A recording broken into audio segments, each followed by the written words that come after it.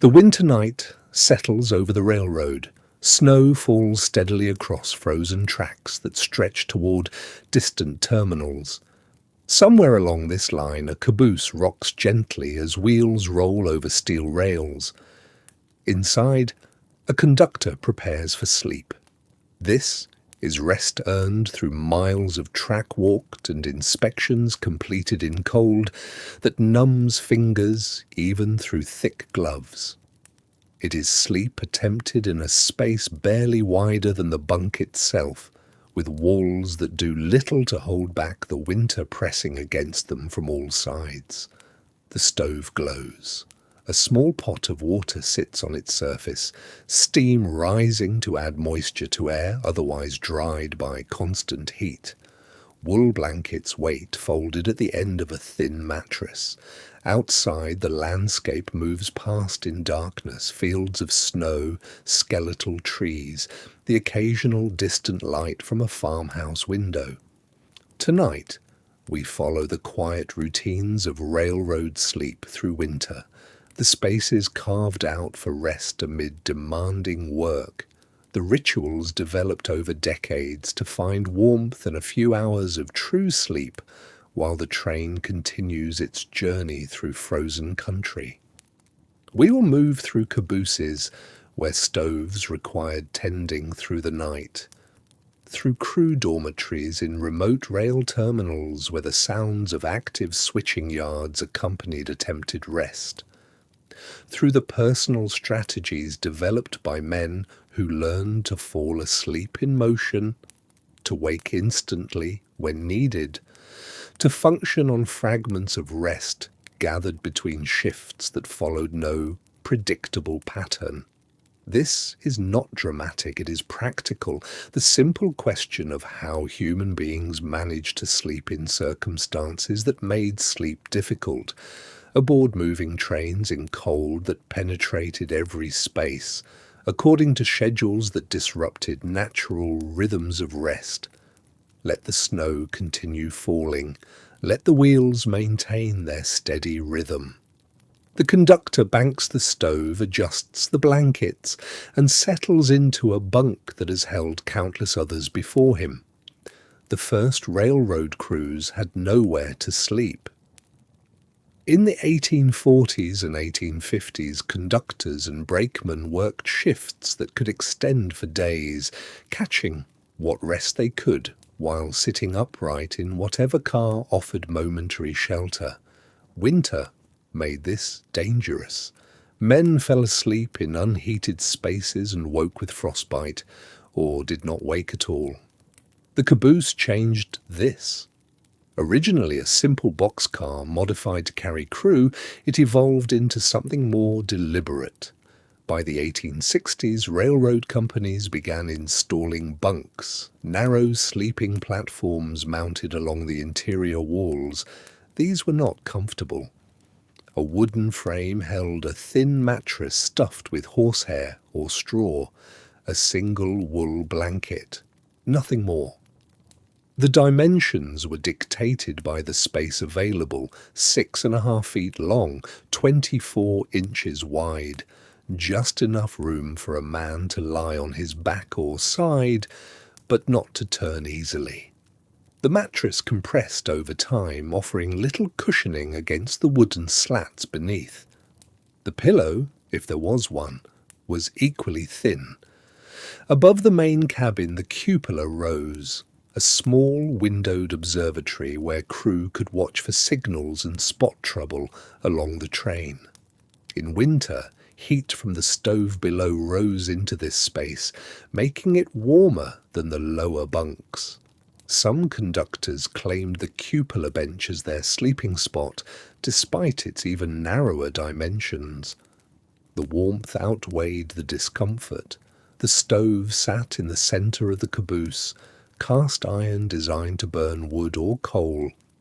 In early designs, it stood directly on the wooden floor, a significant fire hazard. Later versions included metal plates beneath and around the stove, though the wood nearby still dried and darkened from constant heat. The The stove had a flat top surface where crew could heat water or warm food. Its sides radiated heat in all directions, creating zones of different temperature within the small space. Distance from the stove determined comfort. The bunks closest to it could become unbearably hot, forcing occupants to strip down despite outside temperatures well below freezing. The bunks farthest away never quite warmed, leaving the sleeper to rely entirely on blankets and layers of clothing. There was no ideal spot. Each location offered a different compromise between heat and cold. The walls provided minimal insulation, wooden planks with gaps that widened as the wood dried and contracted in winter cold. Crews learned to stuff newspaper into visible cracks, creating temporary barriers against drafts. Some cabooses had interior panelling that created a small air gap, but this was not standard. Most had bare wooden walls that transmitted cold directly from the outside air. Windows were single-pane glass, often loose in their frames. The cold radiated from them. Conductors hung blankets over windows at night, reducing heat loss, but also blocking any view of the passing landscape. The choice was warmth or awareness. Most chose warmth, trusting the train's motion and the engineer's vigilance to keep them safe while they slept. By the early 1900s, caboose design had improved. Steel bodies replaced wooden ones, providing better insulation and fire resistance. Bunks gained slightly thicker mattresses. Some models included fold-down tables and small storage lockers where crew could keep personal items. But the fundamental constraints remained: limited space, inadequate heating, constant motion. The floor beneath the bunk stayed cold. Heat rose, leaving the lowest part of the caboose perpetually chilled. Conductors learned to keep their boots on or wear multiple pairs of wool socks. Bare feet on the floor in winter meant genuine pain, the kind that shot up through legs and made sleep impossible until warmth returned. Ventilation presented another challenge. The stove consumed oxygen and produced smoke and fumes. Without adequate airflow, carbon monoxide could accumulate. Crews needed to crack a window or door slightly, even in bitter cold, to ensure fresh air entered. This created a stream of cold air that crossed the sleeping space, a draft that no amount of blankets could fully block. The bunks themselves had no barriers to prevent rolling. A thin rope or rail might run along the outer edge, but mostly sleeping conductors learned to wedge themselves in place. The train's motion created constant shifting, acceleration, braking, curves, rough track. Staying in the bunk required either wedging tight or developing an unconscious ability to brace against movement. Some cabooses included lockers beneath bunks for storing bedding during the day. Others had no such luxury, leaving blankets folded on the mattress or hung from hooks on the wall. Personal items, a change of clothes, a book, a photograph, found space wherever possible. The architecture of rest was also the architecture of storage, everything serving multiple purposes in the limited space available. The stove required tending. This was not optional.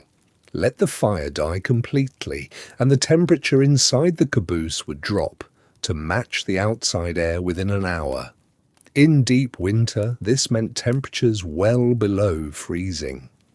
The metal walls would develop frost on their interior surfaces. The water in the kettle would freeze. Sleep would become impossible. The ritual began before attempting rest. A conductor would open the firebox door and check the bed of coals. If they glowed bright orange, the fire had sufficient life to last a few hours with new fuel added. If they had dimmed to dull red or black, the fire needed rebuilding from near nothing, a longer process. Wood or coal went in according to what the railroad provided. Wood burned faster, but produced steadier, cleaner heat. Coal lasted longer, but required more skill to maintain properly. Too little air and it smouldered, producing dangerous fumes. Too much air and it burned too hot, wasting fuel and making the caboose unbearable. The draft controls mattered. Small vents on the firebox allowed adjustment of airflow. Opening them increased burn rate and heat output. Closing them damped the fire, making fuel last longer but providing less warmth. Finding the right setting was learned through experience. Understanding how long the fuel would last, how cold the night would be, when the next opportunity to refuel would come. The sound of the stove provided information. A healthy fire produced a low rumble, air moving through burning fuel with steady intensity. A struggling fire made irregular popping sounds as isolated pockets of fuel caught and released heat. Complete silence from the stove meant trouble. Either the fire had died or airflow had been cut off too severely. Heat distributed unevenly through the space. The cupola, being higher, collected the warmest air. The area immediately around the stove became hot enough to be uncomfortable. The corners farthest from the stove, especially those near exterior walls or windows, remained cold. Moving from one area to another meant passing through zones of distinctly different temperature. Conductors developed personal preferences for sleeping temperature. Some preferred the caboose, quite hot, stripping down to undershirts despite winter outside. They would load the stove heavily before sleep, accepting the stuffiness in exchange for guaranteed warmth. Others preferred moderate heat, willing to sleep under heavier blankets in a cooler space that felt less oppressive. The blankets themselves were wool almost universally. Wool retained warmth even when damp from condensation or sweat. A conductor might sleep under 3 or 4 wool blankets, their combined weight pressing down, trapping body heat beneath layers of scratchy fabric. The top blanket often grew cold where it touched the exterior air, creating a temperature gradient from warm underneath to cool on top. Condensation formed on cold surfaces. Each breath released moisture into the air. In a small sealed space with a heat source, this moisture had to go somewhere. It condensed on windows, forming frost patterns that grew throughout the night. It condensed on the interior of exterior walls, creating damp patches that froze when the stove could not keep up with the cold. By morning, ice crystals could be scraped from metal surfaces with a fingernail. The balance between ventilation and heat retention required constant adjustment. Too much ventilation and the stove could not maintain temperature. Too little and the air grew stale, heavy with smoke and reduced oxygen. Conductors learned to crack a window, specific amounts, perhaps an inch, perhaps less, enough to provide fresh air without creating an overwhelming draft. Carbon monoxide presented a real danger. The gas was odorless, invisible. A poorly maintained stove or inadequate ventilation could allow it to accumulate. Conductors who felt dizzy or developed headaches would immediately increase ventilation, knowing these were warning signs.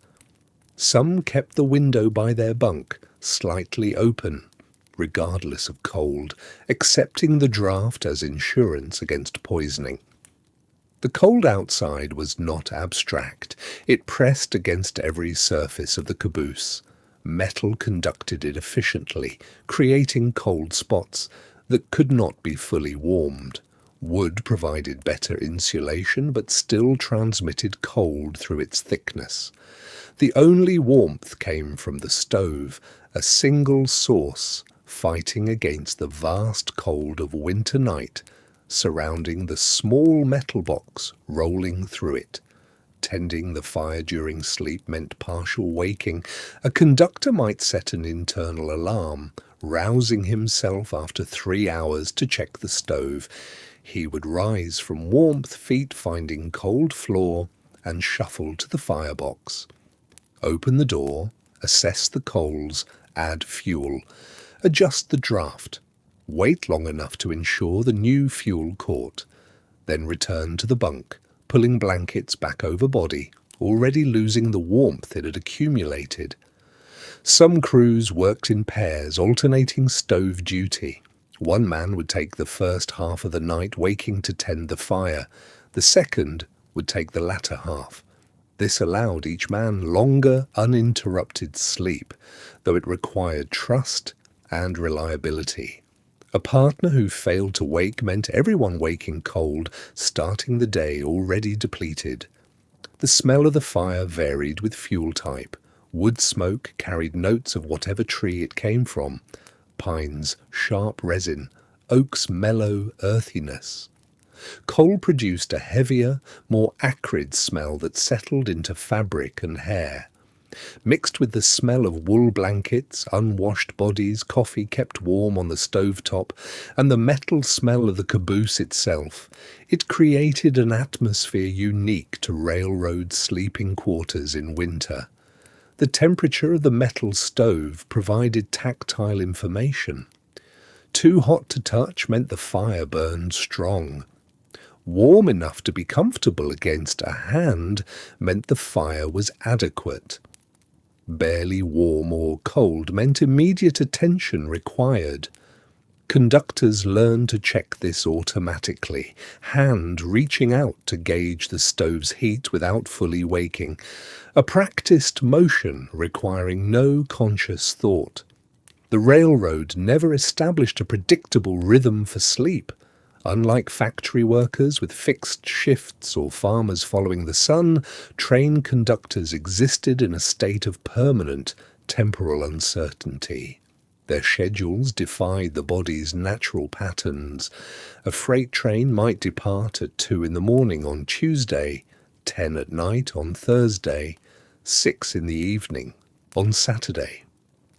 There was no consistent bedtime to anchor around, no reliable waking hour to train the mind toward alertness. The on-call system governed much of railroad life. A conductor finishing one route would return home, but home meant waiting. At any hour, during dinner, in the middle of the night, early morning, the call could come. You had perhaps 2 hours to report to the yard. In winter, this meant pulling on layers kept ready by the door, walking or driving through snow to reach the terminal, arriving already tired before the shift began. Some conductors tried to sleep in anticipation. If you knew trains typically departed around 2 or 3 in the morning, you might attempt rest at 6 or 7 in the evening. This meant closing curtains against daylight, lying down while still fully alert, fighting every instinct that said it was too early for sleep. Children learned to move quietly through the house during these hours. Dinner happened in near silence. The telephone was answered in whispers, but the body resisted this inversion. Even exhausted conductors would lie awake in the strange twilight of early evening, listening to the sounds of a world still active outside. Sleep, when it came, felt thin and unsatisfying. Waking to darkness, dressing in darkness, departing into winter night, created a disorientation that never fully resolved. The irregularity prevented adaptation. Just as your body began accepting a night schedule, the assignments would shift. A different route, a different departure time. The internal clock, already confused, received new contradictory information. Conductors described feeling perpetually jet-lagged, existing in a state between waking and sleeping that was never quite either. Winter intensified every difficulty. Delays caused by snow or ice extended shifts beyond their planned duration. A route that should have taken 8 hours stretched to 12, then 14. Crews reached the limits of federal work hour restrictions, a concept railroad workers called going on the law. They would tie up at remote terminals required to rest before the return journey, but rest came in unfamiliar bunks in towns they barely knew at hours that made no sense. These mandatory rest periods existed on paper more than in practice. The Hours of Service Act of 1907 established the 16-hour limit for consecutive work. After 16 hours, crews were supposed to receive at least 10 hours of rest, but enforcement was inconsistent and winter emergencies created exceptions. Trains stranded by blizzards, tracks that needed clearing, schedules disrupted across entire regions. These complications eroded the boundaries that were meant to protect sleep. A conductor might work 14 hours, rest for 8, then work another long shift. The 8 hours included travel time to and from sleeping quarters, meals, the mental process of winding down and waking up.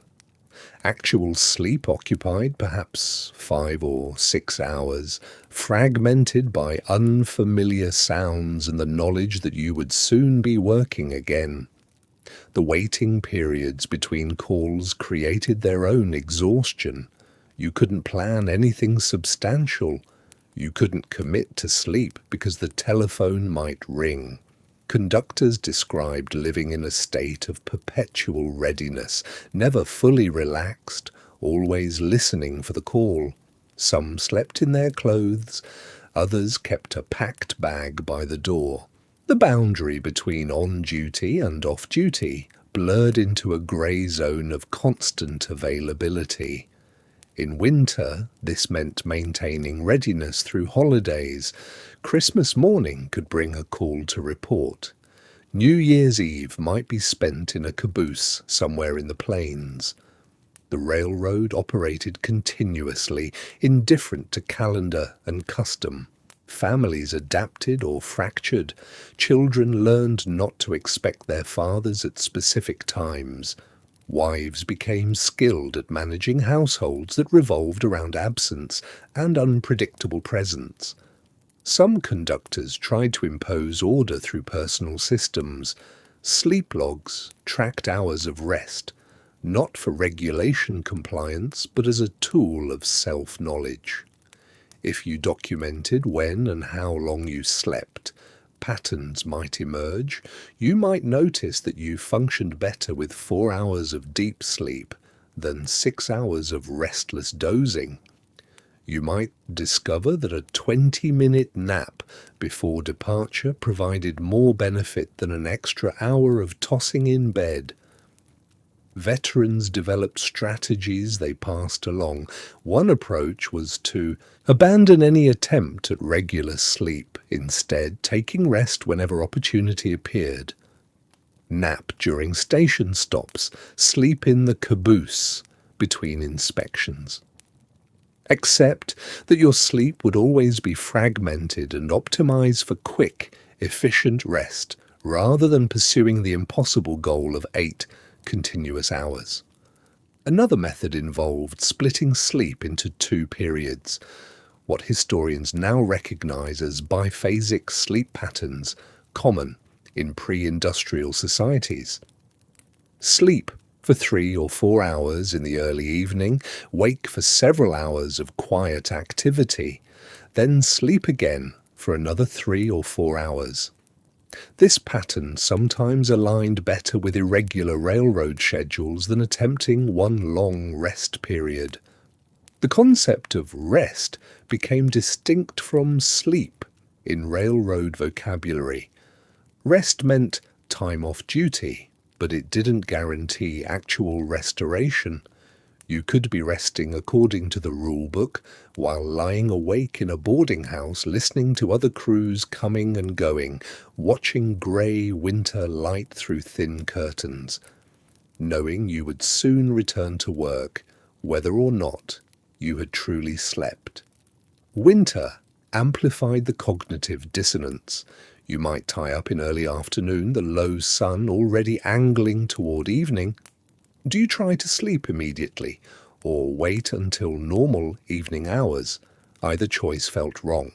Sleep now, and you might wake at midnight, fully alert with hours to kill. Wait, and you might be too tired to sleep when evening finally arrived. The cold itself interfered with rest during layovers. Railroad hotels and crew dormitories maintained minimal heat to save costs.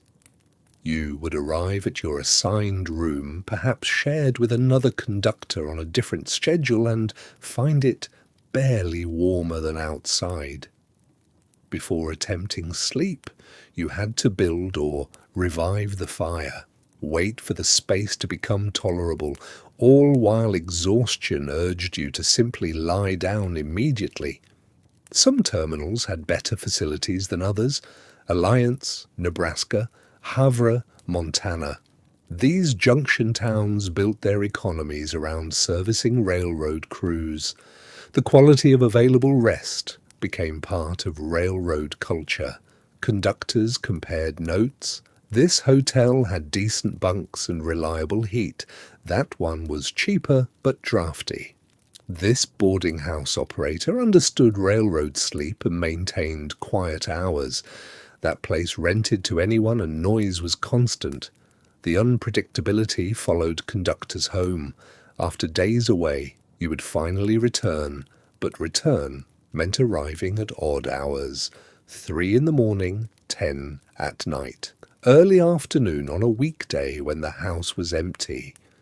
You needed immediate sleep, but the world around you was in a different phase. Children would be at school or asleep. Your wife might be working or managing household tasks.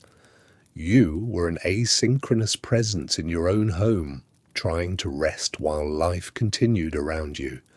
Neighbors learned to recognize the homes of railroad families, darkened windows at unusual hours, children playing quietly, a wife shushing visitors, explaining that he just got in and needs to sleep.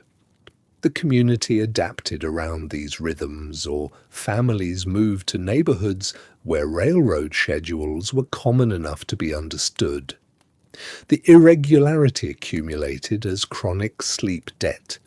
Even conductors who managed adequate and total hours of sleep over a week suffered from the fragmentation. The body never settled into a pattern. The mind never fully released into deep rest, because some part remained alert, listening for the call, tracking time, preparing for the next departure. Modern research on circadian disruption would later validate what railroad workers knew from experience. Irregular schedules exact a physiological cost beyond simple tiredness. The body's internal systems rely on predictable patterns. When those patterns are constantly violated, everything from digestion to mood to immune function suffers. Railroad conductors were conducting an unwitting experiment in the limits of human adaptability to temporal chaos.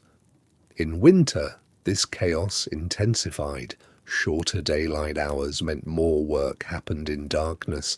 Weather delays multiplied the unpredictability. The cold itself disrupted sleep, making it harder to fall asleep, easier to wake, less likely to achieve the deep rest that actually restores. And yet conductors adapted as humans do. They functioned. They learned to fall asleep quickly when opportunity appeared. They developed tolerance for exhaustion. They carried on conversations, made decisions, inspected trains, and performed their duties while operating in states of fatigue that would have incapacitated someone unaccustomed to the pattern. The rhythm of shifts was no rhythm at all. It was managed chaos, a schedule that existed only in the abstract, a perpetual state of adjustment to circumstances that refused to stabilize. And within that chaos, conductors found what rest they could. The end of a route segment brought a particular kind of relief mixed with new challenges. When a conductor reached the terminal point of his assigned run, railroad terminology said he would tie up, complete the paperwork, hand off the train to the next crew, officially end the shift. What followed was the federally mandated rest period before he could work again. In winter, this often meant spending hours or days in small railroad towns built around junction points and classification yards. These towns existed because of geography and rail logistics. A freight route from Chicago to the Pacific Northwest might change crews at multiple points along the way. Each crew worked a specific segment, then tied up, rested, and eventually worked a return segment. The towns where this happened, places like Alliance, Nebraska, Havre, Montana, McCook, Nebraska, Glasgow, Montana, developed entire economies around servicing railroad workers. The walk from the rail yard to sleeping quarters was a winter ritual repeated across the northern plains. You would finish the paperwork in the yard office, step out into cold that hit differently after hours inside a heated caboose or cab. Your bag contained a change of clothes, toiletries, perhaps a book. You walked through snow along familiar paths, past lines of freight cars sitting silent on side tracks, their metal surfaces white with accumulated snow. Some terminals had crew dormitories adjacent to the yards. These were practical, utilitarian buildings. 2 or 3 stories, brick or wood construction, minimal architectural ambition. The interior spaces prioritized function, rows of single bunks or small shared rooms, communal bathrooms, a common area with chairs and a stove, a kitchen where crews could prepare simple meals. The dormitory bunks were narrow metal frames with thin mattresses, nothing luxurious but clean and warmer than sleeping aboard a train. Each bunk had a small shelf, perhaps a reading lamp. The rooms held 2 or 4 bunks, depending on the building. You might share space with conductors from other trains, working different schedules, coming and going at all hours. Other terminals relied on railroad hotels, private businesses that catered specifically to train crews. These establishments understood the unusual requirements. They stayed open around the clock. They expected arrivals at 2 in the morning, departures at odd hours. The desk clerk would hand you a key without much conversation, used to exhausted workers who just needed a bed. Railroad hotel rooms were modest, a single bed, a small table, a chair, a radiator or stove for heat, a window that looked out at the rail yard or the main street of a town that was often just a few blocks long. The bed would have clean sheets, at least in the better establishments. The walls were thin enough to hear other occupants, footsteps in hallways, the sounds of a building that never fully slept. The better hotels provided small touches that mattered to tired crews, thick curtains that actually blocked light for those trying to sleep during daylight hours, reliable heat that didn't require constant tending, a tolerance for odd requests, wake-up calls at unusual hours, meals served in rooms, flexibility with check-out times. Some conductors had regular arrangements. If you worked the same route repeatedly, you might request the same room each time, developing familiarity with a space that became a second sleeping location. You would know which corner of the room was drafty, how to adjust the radiator, what sounds were normal in the building. This small consistency helped when everything else about the work was irregular. The quality of layover accommodation varied widely. In established junction towns with competition among hotels, conditions stayed reasonable. In remote locations with limited options, crews sometimes faced grim facilities, unheated rooms, dirty bedding, indifferent management that knew railroad workers had nowhere else to go. Railroad culture developed informal ratings. Conductors shared information. This hotel in Alliance was acceptable. That boarding house in McCook was a last resort. The dormitory at Havre was better than most. These assessments spread through the fraternity of railroad workers, passed along in conversation during shifts, in letters home, in union meetings. Before attempting sleep, there was the matter of immediate needs. If the room had a stove, you needed to assess the fire. Was there enough fuel? Had the previous occupant left it burning low, or was the room already cold? You would add coal or wood, adjust the damper, wait for warmth to begin displacing the chill. Then the process of removing layers, the heavy outer coat, stiff with cold, the layers beneath, often damp with perspiration despite the freezing temperatures. In winter, conductors faced a choice: sleep in some of their clothes for warmth, or undress more fully and pile on available blankets. Most kept some clothing on, long underwear, wool socks, perhaps a lighter shirt. Full undressing meant vulnerability to the cold that crept in whenever the fire burned low. It meant the harsh shock of dressing again when the call came for your next shift. The sounds of layover towns were distinct. Unlike the motion and mechanical rhythm of a moving train, here you heard the static sounds of rail yards, the distant coupling of cars, the hiss of air brakes, the diesel engines idling, switching operations happening throughout the night. In winter, these sounds carried differently through cold air, sharper and more distinct. You heard the sounds inside the building. Other crews coming in from their runs, their boots on stairs, their conversations in hallways, doors opening and closing, water running in pipes.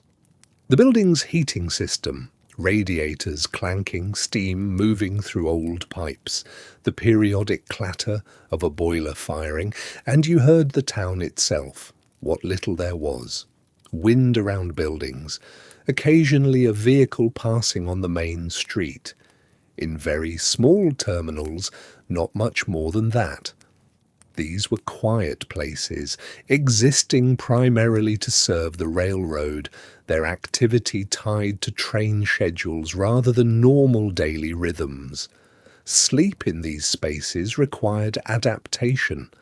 The beds were different from home, different from the caboose bunks. The air smelled of old buildings, wood, steam heat, other occupants. The temperature fluctuated as fires burned down and were rebuilt. The sounds were constant but varied, lacking the predictable rhythm of a moving train. Some conductors slept well in layover hotels, so tired from their shifts that they could rest anywhere. Others struggled, finding these in-between spaces unsettling precisely because they were motionless. After hours of gentle swaying in a caboose, the stillness of a hotel bed felt wrong.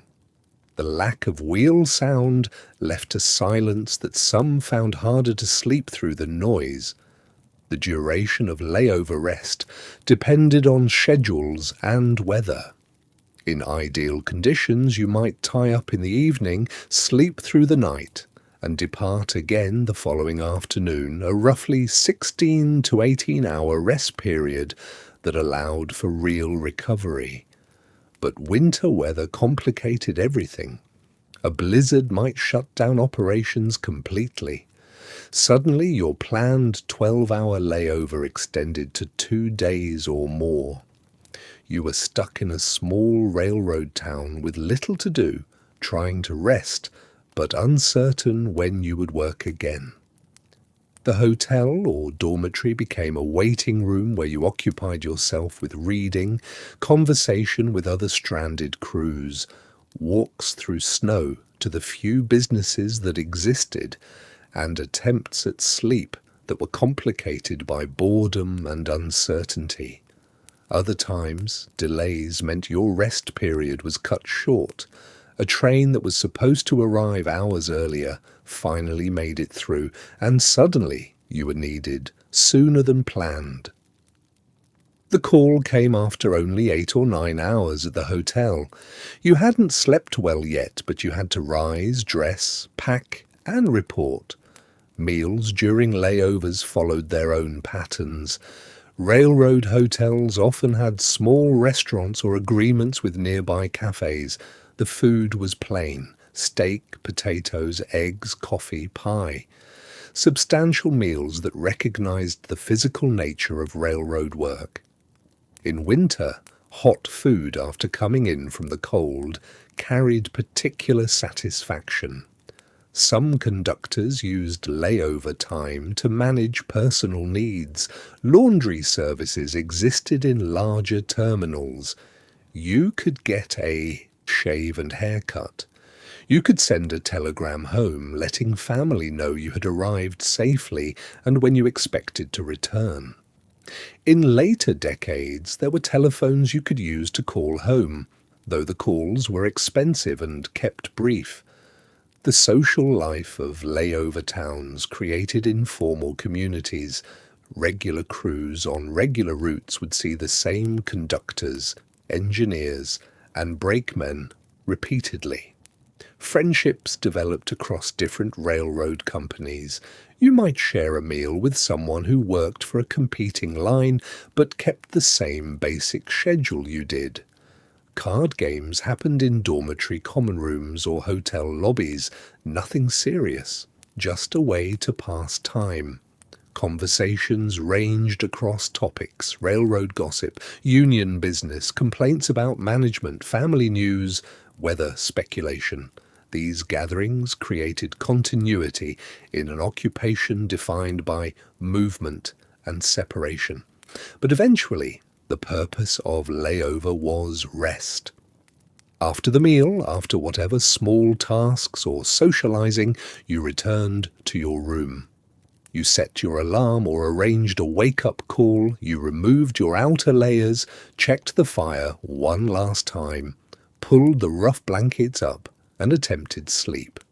Outside, the rail yard continued its operations. Trains came and went, switch engines assembled new consists. Other crews tied up and reported, beginning their own rest cycles. The town existed in its peculiar rhythm, neither truly awake nor asleep, responsive to the demands of the railroad rather than the sun. And you lay there in the darkness of a room you had slept in before, or perhaps never had, in a town you barely knew, your body tired, but your mind still carrying the motion of the train. And you tried to rest enough to be ready when the call came again. The sounds that would keep most people awake became, for railroad conductors, the conditions necessary for sleep. The rhythmic percussion of wheels crossing rail joints created a pattern, clickety-clack, clickety-clack, a tempo that varied with the train's speed, but maintained its essential structure. On older track, before the widespread adoption of continuously welded rail, this sound was constant and predictable. The wheels struck each joint between rail sections with a mechanical regularity. 39 feet of rail, then the distinctive double beat of the joint, another 39 feet, another joint. This was the metronome of railroad sleep. For conductors new to overnight runs, the noise seemed overwhelming.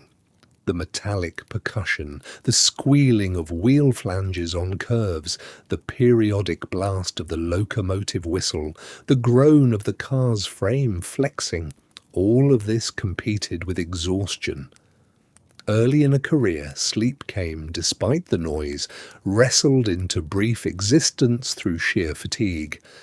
But experienced crews described something different. The sounds became not an obstacle in sleep, but a requirement for it. The familiar acoustic environment signaled safety and routine. The brain learned to process these noises not as disturbances, but as confirmation that everything was proceeding as expected. The gentle swaying of the car worked with the sounds. The lateral rocking motion, initially disorienting, became a physical lullaby. The car moved rhythmically on its springs and trucks, shifting weight from side to side with the imperfections in the track. Forward momentum combined with this sideways motion created a complex pattern of movement that the body learned to anticipate. Different positions in the train produced different intensities of motion. Cabooses at the rear of long freight trains experienced the most dramatic swaying. The accumulated slack action from dozens of couplings ahead translated into significant lateral movement. The caboose would sway several feet side to side on curves, and the rocking continued even on straight track as the car worked through the wave patterns created by the entire train's motion. Crew cars positioned mid-consist rode more smoothly. Buffered by cars ahead and behind, these sleeping quarters experienced less extreme movement, but even here the motion remained constant. The car never stopped moving, never achieved complete stillness. Conductors developed preferences. Some found the dramatic motion of the caboose actually helped them sleep. The pronounced rocking was easy to anticipate and work with. Others preferred the gentler sway of mid-train positions. But all learned to sleep in motion, to let the movement become part of rest rather than prevent it. Winter modified these familiar sensations in specific ways. The sound of wheels on cold rails carried a different pitch than on warm ones. Metal contracted in freezing temperatures, and the interaction between wheel and rail produced a higher, sharper sound. Experienced conductors could hear the temperature in the wheel noise, not precisely, but well enough to know whether they were travelling through mild winter weather or deep cold. Wind became a major component of the acoustic landscape. On still nights, the train created its own wind, air rushing past the car producing a steady whoosh. But when natural wind added to this, the sound intensified. Gales struck the broad side of the car, creating pressure waves that produced groaning sounds from the frame. Wind found every gap and crack, producing whistles of varying pitch depending on the size of the opening and the wind's speed. Ice crystals struck the windows and metal surfaces. In certain conditions, when temperature and humidity aligned precisely, tiny particles of ice formed in the air and pelted the train. This created a soft, continuous pattering, like sand thrown against metal. The sound was distinctive, different from rain, lighter and more scattered. The locomotive whistle echoed differently in winter air. Cold, dense air carried sound farther and with greater clarity. The whistle at grade crossings, legally required regardless of the hour, reached back through the train with sharp definition. In summer, the sound dissipated quickly. In winter, it hung in the air, echoing off snow-covered ground and frozen surfaces. But what truly defined railroad sleep was not the presence of sound, but the meaning of silence. Experienced conductors would wake instantly if the expected sound stopped or changed unexpectedly. The absence of wheel rhythm meant the train had stopped, possibly for a signal, possibly for an emergency. Either way, stopping was an event that required awareness. A conductor could sleep through hours of motion but would wake within seconds of unexpected stillness. Changes in engine pitch signaled grade changes, speed adjustments, or mechanical problems. A conductor who had travelled a particular route dozens of times knew the expected sound pattern at each point.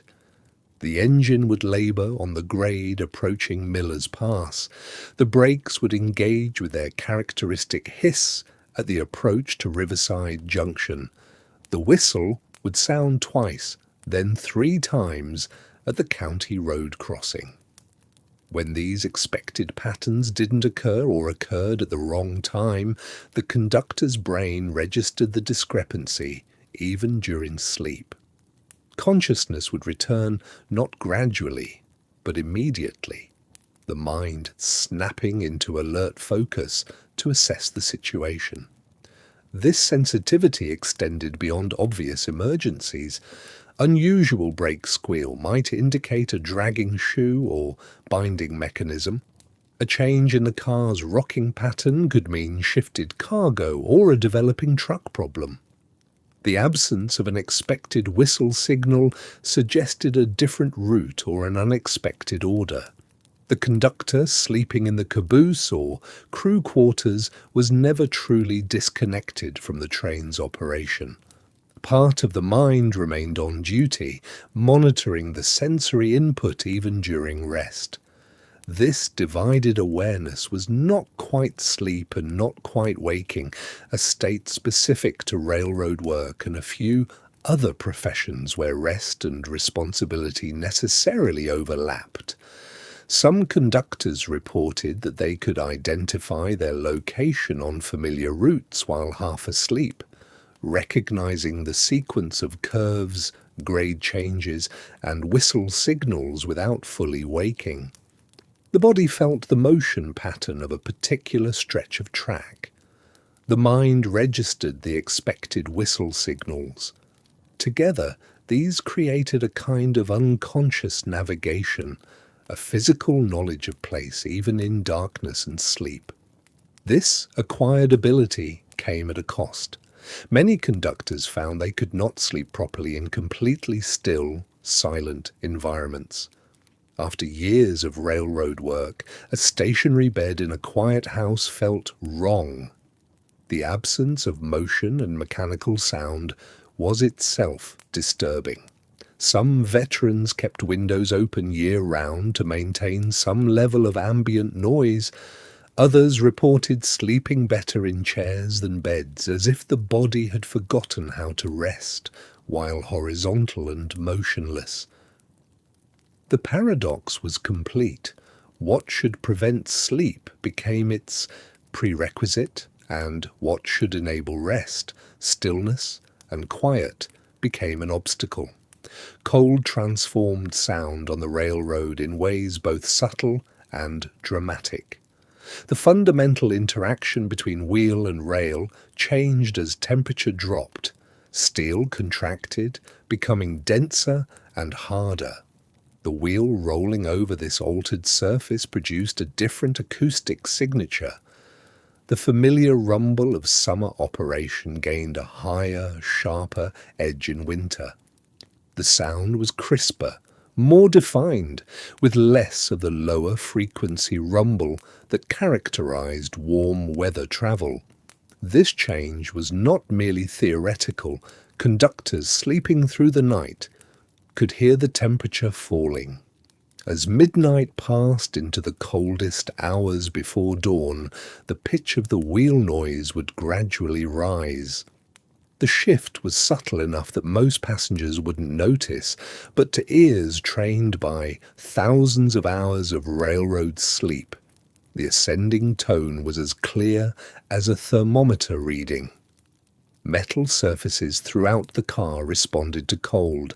Panels that fit loosely in summer contracted and tightened, or, more problematically, they contracted at different rates depending on their composition and thickness, creating new gaps that hadn't existed in warmer months. Each of these gaps became a source of sound as air rushed through or as vibration caused adjacent surfaces to tap against each other. The frame of the car itself produced winter-specific noises. As the structure cooled, contraction occurred unevenly. A rivet joint would suddenly release accumulated stress with a sharp crack. A frame member would shift slightly, producing a groan. These sounds were irregular and unpredictable, unlike the rhythmic wheel noise. They punctuated sleep rather than accompanied it. Wind interacted with the moving train in complex ways. On still nights, the train's forward motion created relative wind that flowed smoothly around the aerodynamic surfaces and turbulently around the blocky ones. Cabooses, with their cupola, observation platforms and external ladders, were particularly prone to wind noise. Air caught in the ladder rungs, creating vibrations. The cupola disrupted smooth airflow, producing eddies and pressure variations that manifested as sound. When natural wind added to this motion-created flow, the acoustic environment intensified. A crosswind striking the broadside of a freight car produced steady pressure and corresponding sound, but wind was rarely steady. Gusts created surges of noise, brief lulls produced relative quiet. The result was a constantly varying layer of sound that overlaid the mechanical noises of the train itself. Winter wind carried particular qualities. Cold, dense air produced sharper sounds. The wind seemed to have more force, more presence, and winter wind often carried physical particles, snow, ice crystals, dust from dried and frozen surfaces that struck the train and added their own acoustic contributions. Snow falling while the train moved produced almost no sound. Large, soft flakes struck surfaces and melted or adhered silently. But certain winter precipitation was far from silent. When temperature and humidity aligned in specific ways, ice crystals formed in the air. These were not snowflakes, but tiny particles of ice, sometimes needle-shaped, sometimes in other geometric forms. When these struck metal surfaces at 30 or 40 miles per hour, they produced a distinctive sound, a soft, continuous pattering like sand being thrown against the car. This ice crystal precipitation occurred most commonly on the clearest, coldest nights. The sky would be sharp with stars, the temperature well below freezing, and the air would fill with barely visible particles that caught lamplight and produced tiny flashes. The acoustic result was a gentle, almost soothing sound that added to rather than competed with the existing railroad soundscape. Sleet, freezing rain, was less gentle. These larger particles struck with more force, producing sharper impacts. Sleet drumming on the metal roof of a caboose or crew car could be loud enough to wake even experienced sleepers. The sound was irregular and percussive, distinctly different from the rhythmic wheel noise. The locomotive whistle travelled through winter air with remarkable clarity. Sound waves move faster through cold, dense air than warm, and they dissipate more slowly. The legally required whistle signals at grade crossings 2 long blasts, 1 short.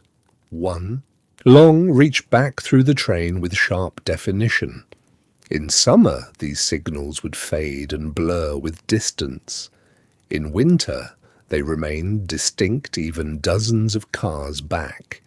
The whistle also echoed differently off winter landscapes. Snow-covered ground absorbed less sound than bare earth and vegetation, but frozen surfaces reflected it. The result was a particular quality of echo, not quite the multiple reflections of a canyon, but not the dead absorption of deep forest either.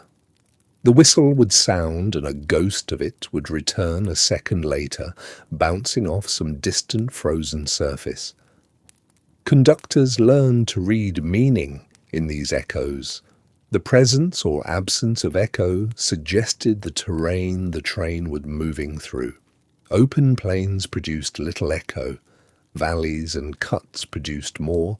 A conductor waking briefly in the night might know from the whistle echo alone whether the train was in open country or passing through more confined terrain.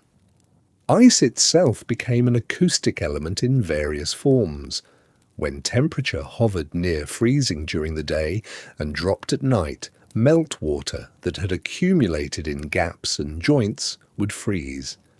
Expanding ice could produce sharp cracks as it broke whatever confined it. Ice forming in door seals created friction that manifested as squeaks and groans when the door shifted with the car's motion. Ice accumulating on the exterior of the car added weight and changed the car's acoustic properties. The wheels laboured slightly harder, producing a subtle change in their sound. Ice on the roof altered how rain or sleet sounded when striking it. Ice in wheel bearings, a serious problem, produced distinctive grinding that would wake any conductor instantly. The space inside the sleeping quarters had its own winter acoustics. The stove, essential for warmth, was also a source of sound. The fire itself produced the crackling and popping of burning wood or the steadier roar of burning coal. Air rushing through vents created whistles and sighs. The metal of the stove expanded and contracted with temperature changes, producing ticking and pinging sounds. A well-tended stove produced relatively quiet, steady sounds that became part of the background. A neglected stove that was allowed to burn too hot or die down too far produced more dramatic noises. A roar as too much draught fed the flames, or sudden silence as the fire failed. Breath became visible in cold air, and in the coldest conditions, breath produced sound. The moisture in exhalation would sometimes freeze on moustaches or the edges of blankets, creating tiny, crackling sounds. This was subtle, usually noticed only in moments of waking or in the transition into sleep, but it added to the comprehensive acoustic experience of winter railroad rest. The windows contributed their own winter sounds. Single-pane glass in older cars conducted cold readily, and the interior surface would frost over. As temperature differentials created stress, the glass would occasionally produce sharp ticks and pops. Ice crystals forming on the exterior surface made tiny sounds as they grew and interlocked.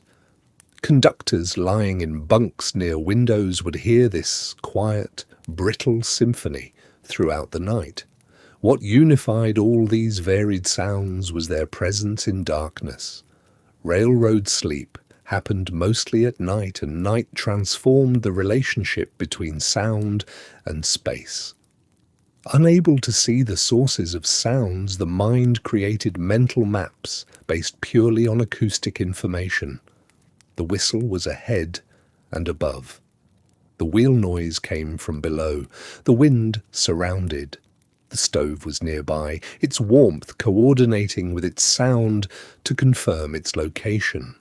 Experienced conductors navigated this acoustic landscape unconsciously during sleep. The sounds that signaled danger, unusual brake noise, unexpected silence, wrong pattern whistles, triggered immediate waking. The sounds that signaled normalcy, correct wheel rhythm, expected wind, steady stove, permitted continued rest. This was the winter acoustic environment in which railroad sleep occurred. Complex, layered, meaningful, and ultimately familiar enough to become not a barrier to rest, but its soundtrack. The ability to fall asleep quickly was not a natural talent. It was a skill developed over years of irregular schedules and uncomfortable conditions. New conductors struggled.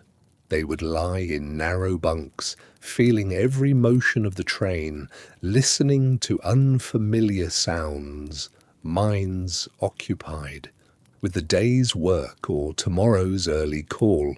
Sleep arrived slowly, if at all. They accumulated exhaustion like debt, working through fog, fighting micro-sleeps during station stops. Veteran conductors possessed a different relationship with rest. They could fall asleep within minutes of lying down, even in motion, even with noise. This was learned through repetition and necessity.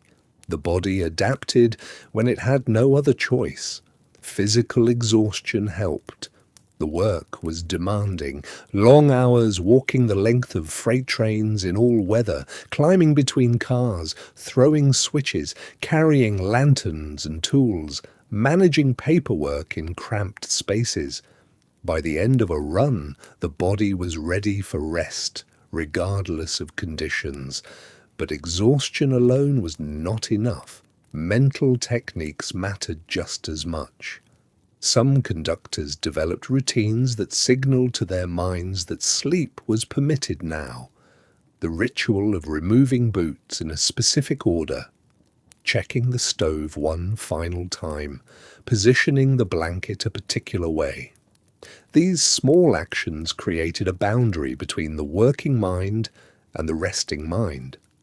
Others used the train's rhythm as a focal point, the steady sound of wheels on rails, the gentle rocking. Instead of fighting these sensations, experienced conductors let them become a kind of meditation. Focus on the sound. Let other thoughts pass without engaging them. The rhythm becomes everything. Sleep arrives. Reading served a similar purpose for many. A few pages of a familiar book, not something exciting or demanding, but something that occupied the surface of the mind while deeper exhaustion pulled consciousness downward. Cabooses often maintained small libraries, worn paperbacks, old magazines, whatever crews left behind or traded. The same books circulated for years, pages soft from repeated handling. Progressive muscle relaxation, though conductors would not have called it that. Starting with the feet, consciously releasing tension, moving upward through the body. By the time attention reached the shoulders and neck, sleep often claimed them. The challenge was not just falling asleep, but managing chronic sleep deprivation. Railroad schedules made ideal rest impossible. 8 hours of uninterrupted sleep was a luxury rarely achieved. Most conductors functioned on fragmented rest, piecing together hours across days, always carrying some degree of sleep debt. They learned to recognize their own limits, the micro-sleeps that appeared during routine tasks, the irritability that signaled more than ordinary tiredness, the reduction in reaction time, the way familiar work suddenly required more concentration. These were warnings. Some conductors practiced banking sleep before known difficult runs. If a winter storm was forecast or a particularly long route scheduled, they would try to sleep extra hours in advance. The effectiveness was limited. The body cannot store sleep like fuel, but even marginal improvement mattered. Power napping became essential. The ability to achieve genuine rest in 20 or 30 minutes during a station stop. Not merely closing the eyes, but actual sleep, however brief, that provided real recovery. This skill developed over time. New conductors could not do it. Their minds remained too alert, too aware of the limited time available. But veterans could lie down, fall asleep within minutes, and wake naturally, just before the train was ready to depart. Internal clocks calibrated to railroad rhythms. The dangers of exhaustion were real and understood. Mistakes happened, signals missed, procedures forgotten. In winter conditions, when cold already slowed reactions and reduced alertness, severe sleep deprivation became genuinely hazardous. Yet admitting exhaustion had consequences. A conductor who reported being too tired to work might be pulled from the run. That meant lost pay. It might mean a reputation for weakness, for inability to handle the job. So many pushed beyond what was safe, relying on coffee and willpower, hoping their training and experience would compensate for impaired judgment. The railroad culture complicated this. There was pride in toughness, in being able to work through anything. Stories celebrated conductors who handled impossible situations while exhausted. This made it harder to admit limitations even to oneself. Every conductor assembled a collection of items that made railroad sleep bearable. These were personal possessions carried from run to run that transformed generic spaces into something slightly closer to home. Extra blankets were essential. Company-provided bedding existed, when it existed at all, in minimal quantities. A single wool blanket against winter cold was inadequate. Conductors brought additional layers from home, heavy quilts, old blankets worn soft through years of use.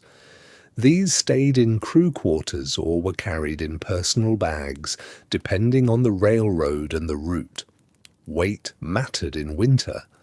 Not just warmth, but the pressure of heavy covers that held heat close and created a sense of security against the cold beyond thin walls. Pillows were technically forbidden by some railroad companies, considered unnecessary luxury. Conductors brought them anyway. A familiar pillow from home, something that smelled right, that had the correct firmness. This small comfort affected sleep quality more than its size suggested. Some used rolled clothing as pillows when actual pillows were impractical, a spare uniform coat, folded precisely.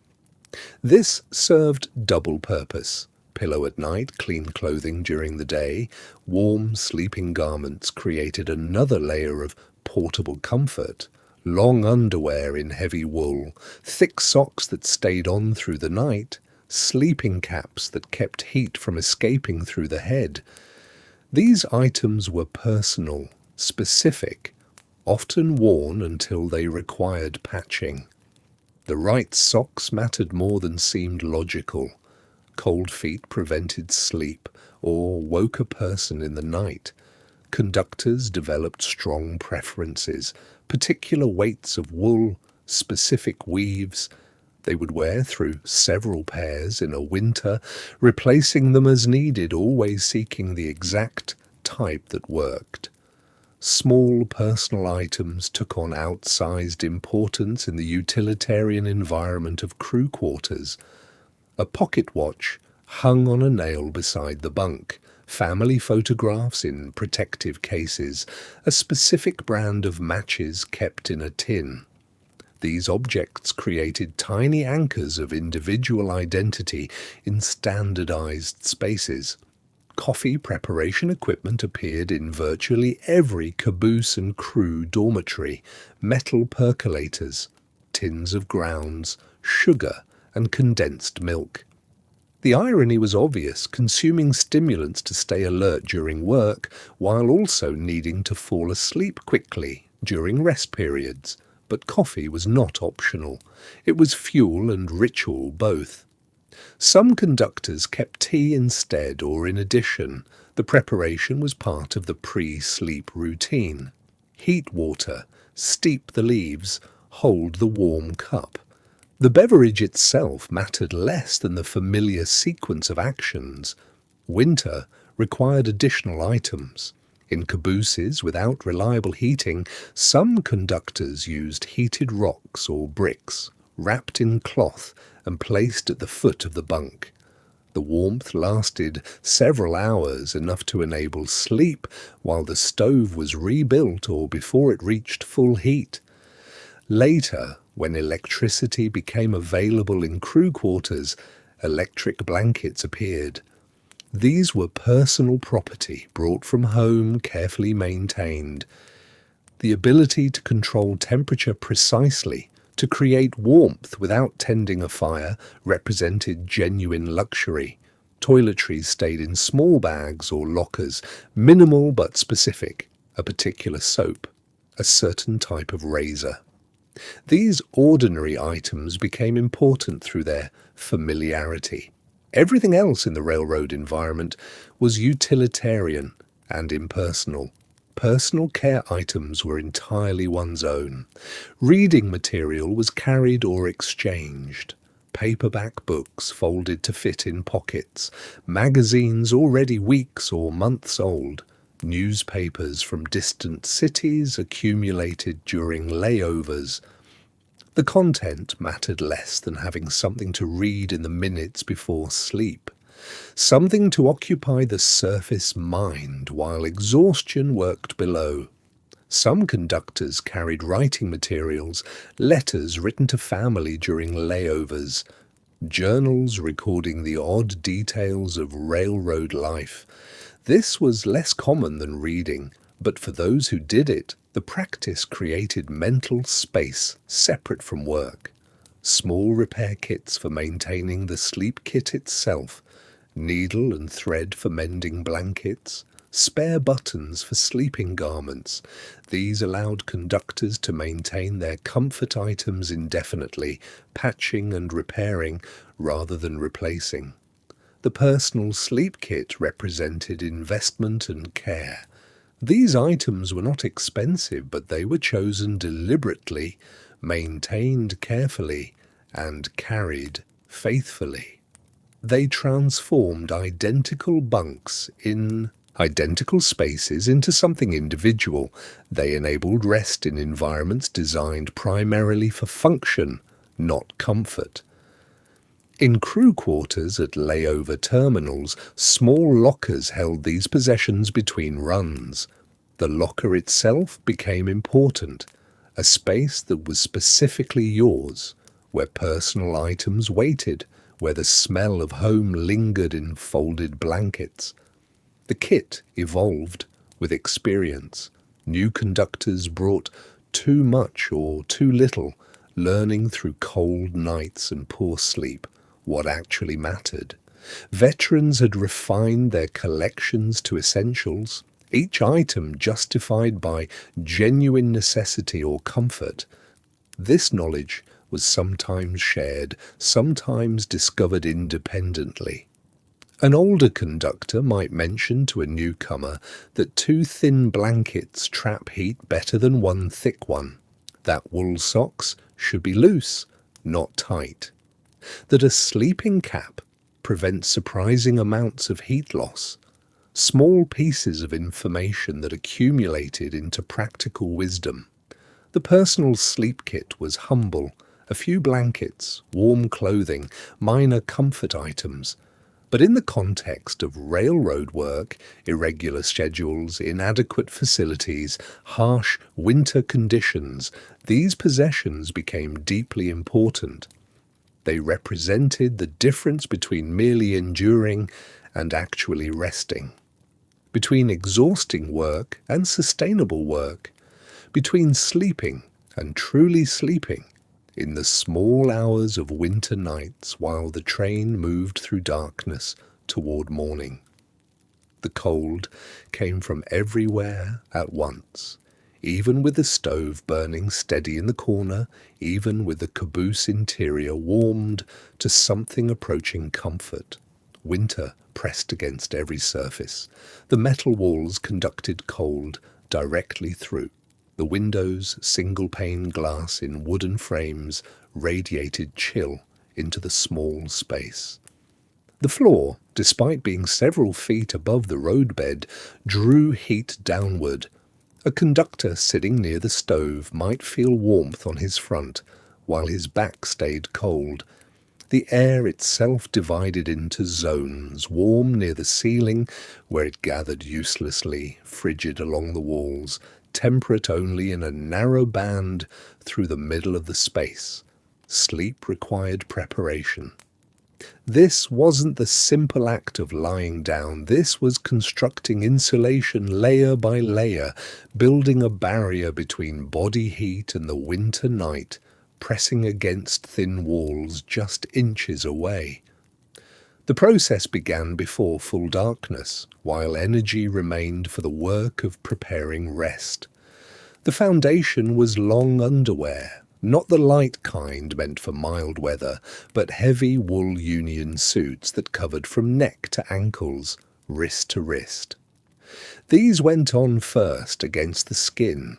They would stay on through the entire trip, sleeping, waking, working, removed only at home between runs.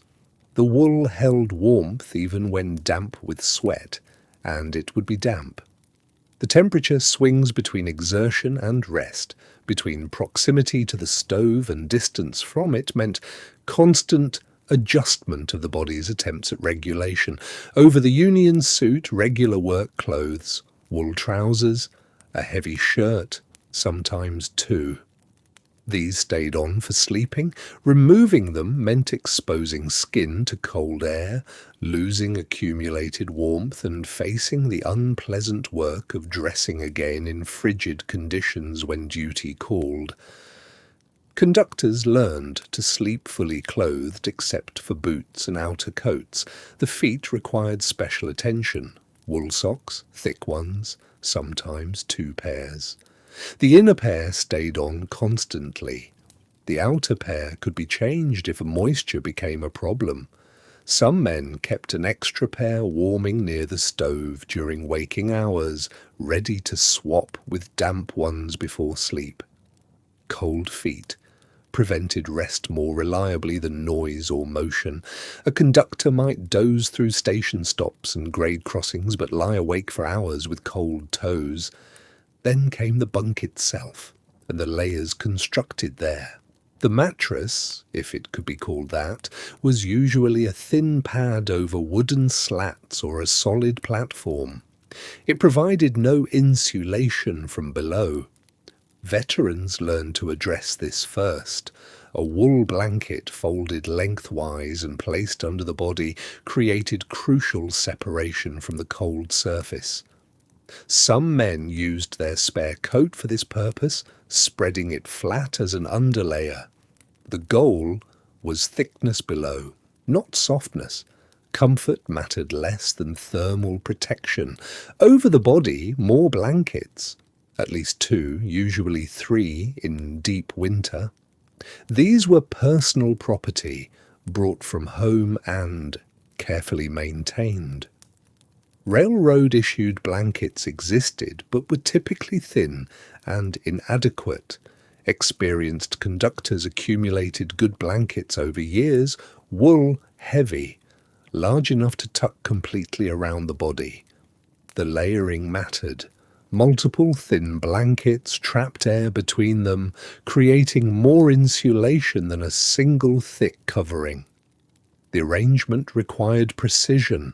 The bottom blanket went over the body loosely, allowing some air circulation to prevent moisture buildup from breathing and body heat.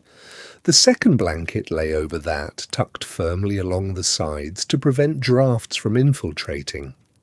The third, if used, covered the upper body and head, creating a cocoon that trapped exhaled warmth around the face and neck. Some conductors brought quilts from home. These were prized. The stitched layers trapped air effectively, and the weight provided a sense of security and pressure that aided sleep. A quilt also carried associations of home, of normalcy, of care from family members who understood the harsh conditions of winter railroad work. The head needed coverage. Heat escaped rapidly from an uncovered head. Men wore knit caps or wrapped scarves around their heads before sleep. Some pulled the top blanket over their heads entirely, creating a small cave of warmth, breathing the slightly stale but heated air inside their blanket cocoon. This meant waking with damp fabric around the face from condensed breath, but it meant sleeping warm. The spaces between layers mattered as much as the layers themselves. Air trapped between blankets insulated. Air moving between blankets destroyed that insulation. Drafts were the enemy. Even tiny gaps where cold air could penetrate, along the edge of a blanket, through the space where two blankets met, could make sleep impossible. Conductors learned to overlap layers carefully, to tuck edges under their bodies to create sealed systems of warmth. But too much insulation created its own problem. A man wrapped too tightly, too warmly, would sweat. The moisture would soak into the wool, and damp wool against skin in a cold space brought rapid chilling. The balance was precise, enough layers to prevent cold, not so many as to cause sweating. This balance changed through the night as the stove burned down and the temperature dropped. Veterans taught newcomers to sleep with one arm outside the blankets initially, adjusting as the night progressed. When the exposed arm grew cold, it was time to pull it inside and arrange the blankets more tightly. Later, as the stove's heat faded and the deep cold of pre-dawn settled, the final adjustment came, pulling everything tighter, perhaps adding that spare coat on top of the blankets, creating maximum insulation for the coldest hours. The position of the bunk relative to the stove dictated strategy. Too close, and the radiant heat made layers oppressive early in the night. Too far, and no amount of layering compensated for the absence of direct warmth. The best spots were claimed by seniority, close enough to benefit from the stove, far enough to avoid its peaks of intensity, and away from exterior walls where cold penetrated most directly. Some men slept with their boots nearby but not on. Others kept them loosely laced, ready to pull on quickly if needed. In extreme cold, boots left too far from body heat would freeze stiff. Pulling on frozen boots in the dark while half asleep was miserable. Veterans positioned boots where the stove's lingering warmth would keep leather supple without drying it out. The knowledge of all this, the layering, the positioning, the adjustments through the night, came from experience and from the teaching of older conductors. A new man might try sleeping in just his work clothes under one blanket and spend a miserable night shivering. The veteran in the other bunk would watch, say nothing the first night, then offer guidance the next day. This was how the knowledge transferred, one cold night at a time, one lesson absorbed through discomfort and observation. The education happened in fragments, offered casually. An older conductor, 20 years on the line, would mention something while checking the cargo manifest, would say something while walking the train during a station stop. The teaching came without ceremony, embedded in the normal flow of work and routine. New men learned to listen for it, position the bunk lengthwise with the car, not across it. This aligned the body with the direction of motion, reducing the sensation of swaying. Sleeping perpendicular to the rails meant being rocked side to side continuously. Sleeping parallel meant gentler motion forward and back, easier to incorporate into rest. This seemed obvious once mentioned, but new conductors often failed to consider it until a veteran pointed it out. Watch where the drafts come from. Every caboose had them, gaps around windows around the doorframe, where the stovepipe penetrated the roof, where walls met floor. Cold air found these openings and poured through. A bunk positioned in a draft line meant fitful sleep, no matter how many blankets a man piled on. Veterans knew the draft patterns of specific cabooses. They'd say, "This one, sleep on the right side. That one, avoid the corner near the brake wheel." This knowledge was specific and valuable.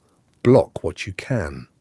Rolled clothing positioned along a windowsill stopped cold air from pouring down the glass. A coat hung on a hook near a drafty door created a baffle. Spare blankets draped over the rope strung across the caboose interior could partition space, creating a smaller area to warm. These adaptations weren't official, they were improvised solutions that worked, passed along through demonstration. Learn the stove. Each one had characteristics. Some burned hot and fast, requiring frequent attention. Others maintained steady heat for hours if loaded properly. The draft controls mattered. Too much air and the fuel burned wastefully. Too little and dangerous gases built up. Hardwood burned longer than pine. Coal, when available, lasted longest but needed different fire management than wood. A veteran would show a new man how to bank a stove before sleep. Dampen it down so it would hold heat without burning out or overheating. Time your sleep to the schedule. On routes with predictable stops, veterans learn to sleep during the long stretches between station work. If you knew the train would be still for 20 minutes while the engine took on water, that was time to stay alert and handle any needed tasks, not to attempt sleep. But the 2-hour stretch across empty plains, that was when to rest, before the next series of stops and switches demanded attention. The rhythm of the rails told you things. Experienced conductors claimed they could identify location by sound alone while sleeping. The clatter of a specific bridge, the echo as the train passed through a cut in the hills, the change in wheel noise where track maintenance practices differed between districts. This seemed like exaggeration until you'd been on the same route enough times. The body learned the patterns. You'd wake automatically as the train approached your stop without needing a watch or call. Trust silence to wake you. This was perhaps the most important lesson.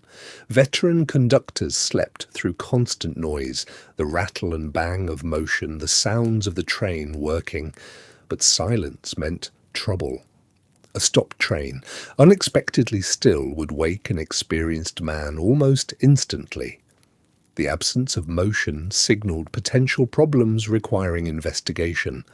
New conductors stayed awake trying to sleep through normal noise, then slept through abnormal silence. Learning to reverse this took time. Keep your sleep kit simple and consistent. Veterans assembled collections of items that made rest possible and kept these things together, ready. The good blankets, the specific pillow or rolled coat that served as one, extra socks, the knit cap. These lived in a canvas bag or small trunk, railroad property assigned to each man. Having these items consistent and familiar helped the body recognize sleep time. The ritual of unpacking them signaled rest, even when conditions were chaotic. Respect others' sleep fiercely. In shared crew quarters, this was essential. If a man had been awake for 16 hours and finally got horizontal, you moved quietly. You didn't slam doors, didn't speak loudly, didn't light lamps unless necessary. This wasn't just courtesy, it was survival. Railroad work demanded alertness. A conductor making brake decisions while exhausted endangered everyone. The culture of protecting each other's rest was strong and serious. Check on each other in winter. This meant physically looking at the other man if you woke during the night, making sure he was breathing normally, not showing signs of carbon monoxide exposure from a malfunctioning stove, making sure the fire hadn't gone out entirely and left him too cold. These checks were usually silent and unmentioned. A veteran would rise to adjust the stove and would glance at his partner's bunk just to verify everything was fine. This watching out for one another was expected. Never assume you know better than weather. Veteran conductors respected winter conditions absolutely. If a blizzard was forecast, they prepared for sleep interruptions, they kept extra fuel for the stove accessible, they positioned emergency supplies within reach. They didn't trust schedules or plans when weather intervened. New men sometimes thought experience meant confidence in any conditions. Actual experience taught humility about what winter could do. The teaching extended to mental approaches. Don't fight the motion, let your body relax into the swaying rather than tensing against it. Don't watch the clock. Checking how much time remained before duty only prevented the rest you needed. Don't expect normal sleep. Accept that railroad rest was different, fragmented, opportunistic, never quite complete. Fighting this reality made it worse. Accepting it made adaptation possible. Some lessons came through stories. A veteran would mention the time he saw a new conductor position his bunk right under the cupola ladder. First emergency requiring access to the roof, men climbing that ladder, boots banging on rungs right above his head. He never made that mistake again. Or the man who hung his good coat too close to the stove and woke to find it scorched. These stories carried information disguised as entertainment. The wisdom included what not to do. Don't drink coffee within 4 hours of attempting sleep. It would keep you awake on a schedule that already made rest difficult. Don't eat heavily right before sleeping in a moving train. The motion and digestion didn't combine well. Don't read by lamplight in shared quarters. It disturbed others and strained your eyes. These prohibitions were rarely stated directly. You absorbed them by noticing what veterans didn't do. Physical positioning mattered in ways that weren't immediately obvious. Sleep on your side rather than your back. This kept airways open despite the rocking motion and reduced snoring in close quarters. Keep one knee bent and forward. This created a stable position that moved with the car's motion. Position your head slightly elevated. A completely flat position made the swaying more disruptive. The information transferred through observation as much as instruction. A new conductor would notice how a veteran arranged his space and would copy the technique, would see how the experienced man tended the stove at specific intervals and would adopt the same timing. The teaching was often wordless, a demonstration followed by imitation, followed by understanding, and underlying everything was the acknowledgement that this knowledge was hard-won, that it came from cold nights and sleepless runs, from mistakes and discomfort and gradual learning. Veterans had earned this wisdom through years of adaptation. Sharing it was both practical necessity, the whole crew worked better when everyone could rest effectively, and a form of respect, welcoming newcomers into a difficult profession by easing their path slightly. The caboose, the sleeping space, the winter night, these became classrooms without lectures. The education happened continuously, embedded in the work itself, offered quietly by men who had learned the same way and who understood that knowledge about rest was as important as knowledge about brakes or signals or procedure. Both kept you functional. Both kept you safe. In the shared crew quarters of a caboose moving through winter darkness, An unwritten etiquette governed rest. When one conductor prepared for sleep, another adjusted his movements accordingly. Steps became quieter.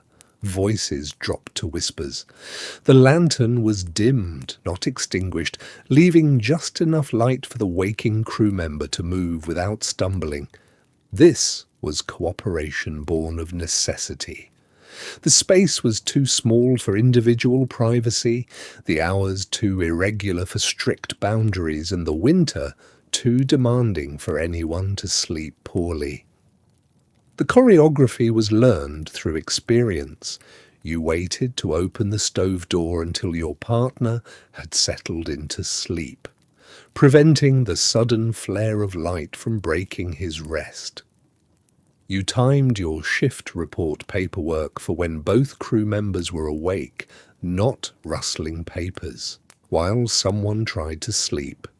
You learned which floorboards creaked and stepped accordingly. These were not formal rules posted anywhere. They were passed from veteran to newcomer through observation and gentle correction, part of the invisible curriculum of railroad life. In winter, cooperation deepened beyond courtesy into survival. The crew member who remained awake took responsibility for monitoring the stove. Wood or coal needed to be added at regular intervals to maintain temperature through the night. This wasn't officially anyone's duty, but it became shared practice. The man awake would check the fire, add fuel as needed, and ensure the caboose didn't grow dangerously cold while his partner slept. When shifts changed, the newly waking conductor would perform the same service. Neither discussed it explicitly. The understanding simply existed. Blanket sharing happened without announcement. If one crew member's supply proved inadequate against particularly bitter cold, the other would quietly pass an extra blanket from his personal kit. This was returned when conditions improved or positions reversed. No account was kept of these exchanges. The blankets circulated according to need, becoming communal property within the small world of that caboose, that crew, that winter. Lookout duties could be informally arranged to protect sleep. On certain runs where regulations permitted, crew members would coordinate so one man maintained vigilance while the other slept, then positions would reverse. This wasn't sanctioned by company policy, which generally required both to remain alert, but practical reality on long overnight stretches sometimes demanded compromise. The sleeping man trusted his partner to wake him if conditions required. The waking man accepted the responsibility seriously, understanding his partner's safety depended on his attention. The practice was most common on familiar routes during good conditions, never attempted during storms or complex operations. Both men understood the risks and the limits. This informal arrangement was never mentioned in official reports, never discussed with supervisors, and would have been denied if directly questioned. Yet it happened, particularly in winter, when exhaustion accumulated faster and the darkness seemed heavier. At remote terminals where crews tied up between runs, cooperation extended beyond individual partnerships. The railroad boarding houses near major junction points understood the unusual rhythms of their residents. Quiet hours were maintained at times when ordinary households would be bustling. Midday silence was enforced as strictly as midnight quiet. Curtains remained drawn in sleeping rooms regardless of the sun's position outside. The landladies who operated these establishments learned to move quietly at all hours, to serve meals at irregular times, and to heat rooms before crews arrived from cold night runs. In Havre, Montana, the railroad hotel near the terminal maintained several north-facing rooms specifically for daytime sleep. These stayed naturally darker and cooler, easier to transform into night even at noon. Crews requested these rooms by number, passing recommendations through informal networks. Similar arrangements existed in Alliance, Nebraska, and other division points where winter operations demanded that men sleep against the clock. Within these shared boarding house rooms, the same etiquette that governed caboose quarters applied. Men arriving at different times entered quietly if others already slept. Those departing for early runs dressed in near darkness, their movements practiced and efficient. Personal alarm clocks were chosen for quiet bells rather than loud clangs. Wake-up calls were delivered as gentle shakes rather than voices. The checking of stoves became a group responsibility in shared spaces. In boarding house common rooms where crews gathered before or after runs, someone always monitored the fire. In crew quarters with multiple bunks, the last man awake before sleep ensured adequate fuel for the night. The first to wake in the morning rebuilt the fire before others stirred. This rotation happened without discussion or formal assignment. It simply occurred, each man performing the task when circumstances made him the logical choice. Winter amplified the importance of these checks. A stove that went cold during a Dakota blizzard could create genuinely dangerous conditions. Crew members developed an almost unconscious awareness of temperature changes during sleep, waking automatically if cold became excessive. But this biological alarm system was imperfect, particularly during exhaustion. The social practice of checking each other's welfare provided backup, a collective safety net against the cold. At remote crew quarters built by railroad companies themselves, sometimes located miles from any town, isolation intensified interdependence. These facilities housed rotating crews who might not know each other well, thrown together by schedule rather than choice. Yet the cooperation remained. The alternative was individual discomfort or danger in an environment that offered no other options. The etiquette included respect for different sleep needs. Some men required complete darkness and silence.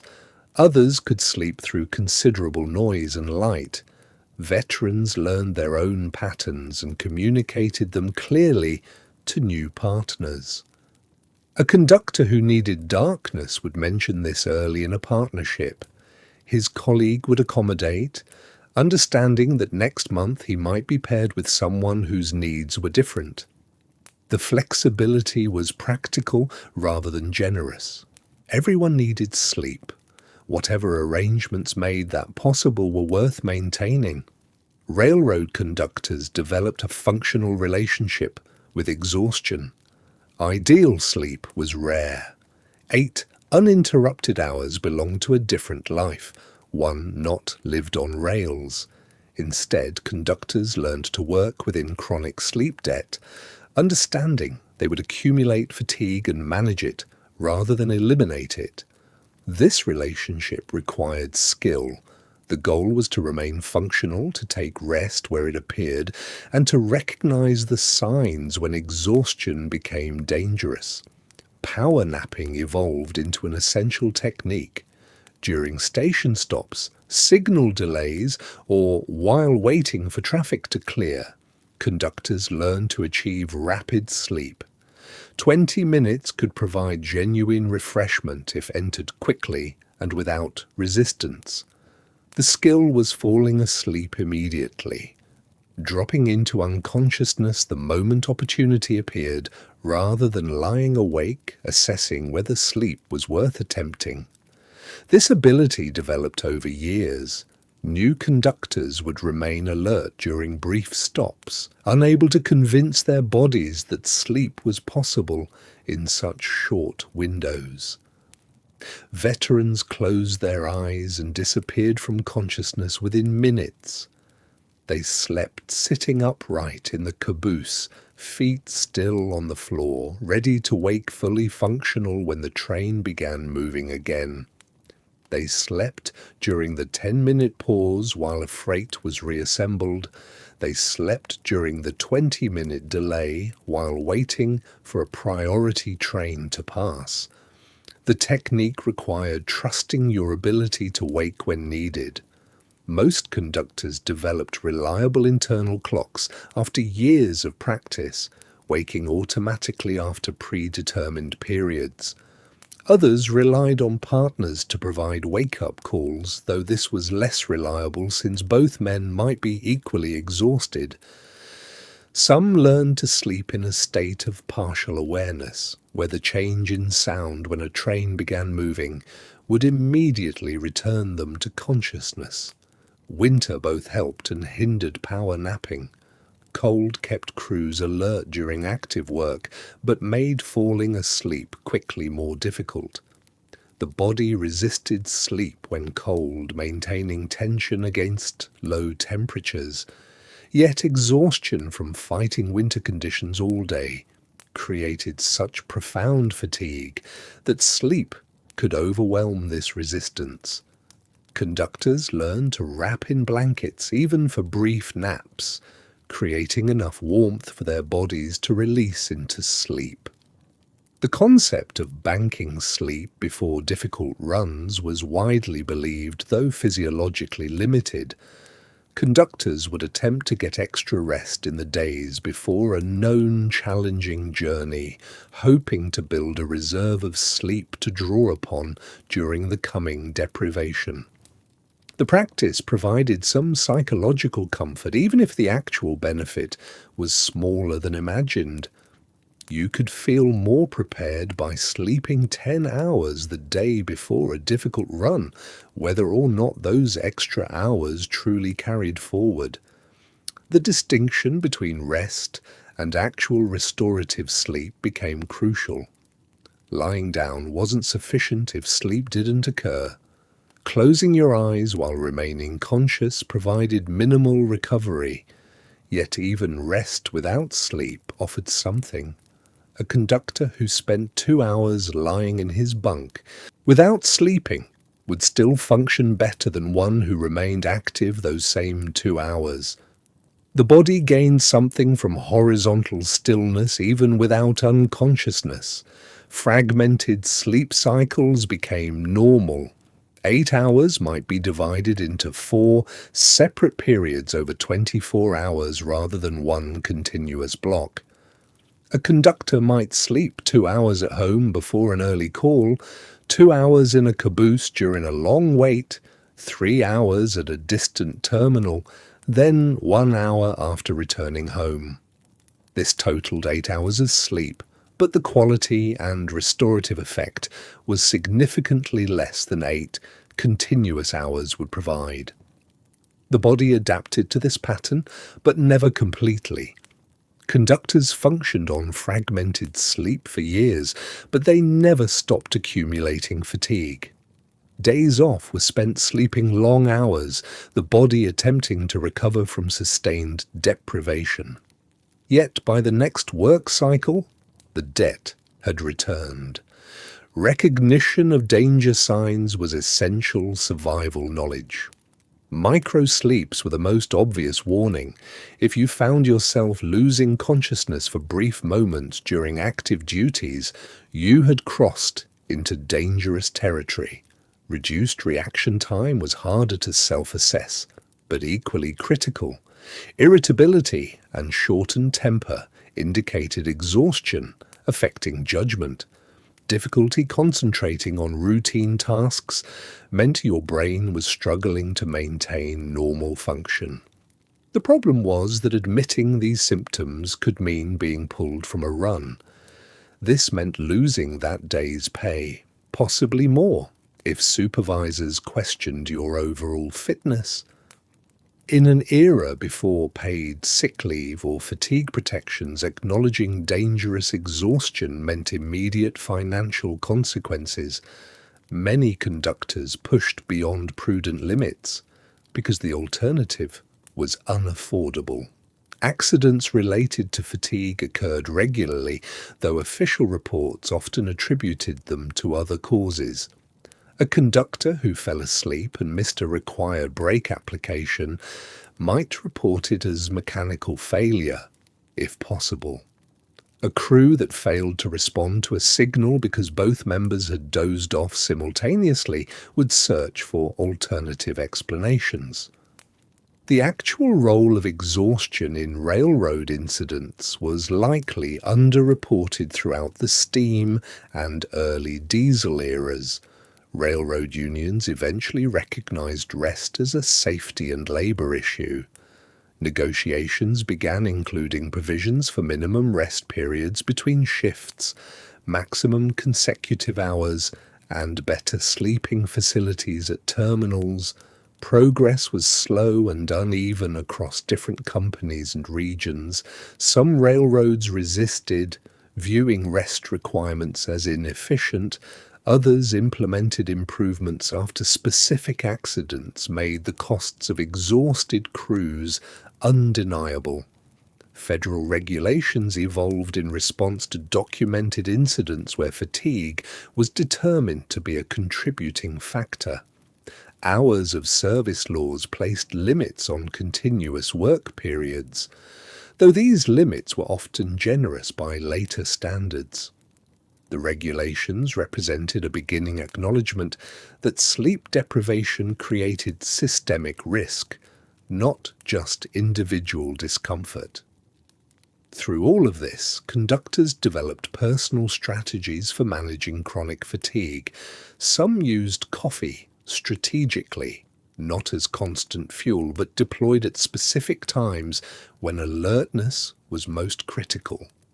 Others learned meditation-like techniques for achieving mental rest even without full sleep. Many developed the ability to function in a state between sleep and waking, performing routine duties with a portion of consciousness while allowing other parts to rest. Winter intensified all aspects of sleep debt. Cold required more energy to maintain body temperature, increasing baseline fatigue. Shorter daylight disrupted circadian rhythms, making it harder to sleep during available rest periods. Winter weather created delays and complications that extended shifts beyond their planned duration, adding hours of wakefulness to already insufficient rest. The community of night workers shared an understanding of this exhaustion. Conductors, engineers, and dispatchers all maintained the railroad while others slept, and they recognized each other's condition without discussion. A conductor arriving at a terminal after a difficult winter run would be met by a dispatcher who had worked the same hours under similar conditions. Words were often unnecessary. The exhaustion was visible and mutually understood. Windows of a moving caboose at night revealed almost nothing. Not darkness alone, but something more complete. The winter landscape outside existed as absence, white fields blending into black sky with no horizon to separate them. Snow reflected what little light there was, creating a pale blur that rushed past the glass. No detail, no landmarks, just the sense of movement through space. A conductor settling into his bunk might glance toward these windows. He would see his own reflection caught in the lamplight, ghosted against the void beyond. The glass was cold enough that frost formed on the interior surface despite the stove's heat. Ice crystals grew in delicate patterns at the corners, slowly creeping inward as the night deepened. Most drew the curtains, partly for warmth, every barrier helped against the cold, partly for darkness. but also to create some boundary between the small, warm space of the caboose and the enormous, frozen emptiness outside. The psychological experience of sleeping while covering vast distances was particular to railroad work. A conductor might close his eyes somewhere in Wyoming and wake in Montana, having travelled 100 miles while unconscious. The train moved. The landscape changed. He remained still in his bunk, but the world shifted around him. This created a strange relationship with geography. The land became something that happened to you while you slept, rather than something you moved through consciously. Veterans could identify location by the pattern of curves and grade changes even while half asleep, their bodies trained to read the language of track and terrain. Occasionally, distant lights punctured the darkness, a farmhouse window, the glow of a town several miles off, the crossing signal at a remote junction. These lights appeared briefly in the window, then vanished, swallowed again by darkness and distance. Each light represented people who were likely asleep in stationary beds, unmoving through the night. The isolation intensified in winter storms.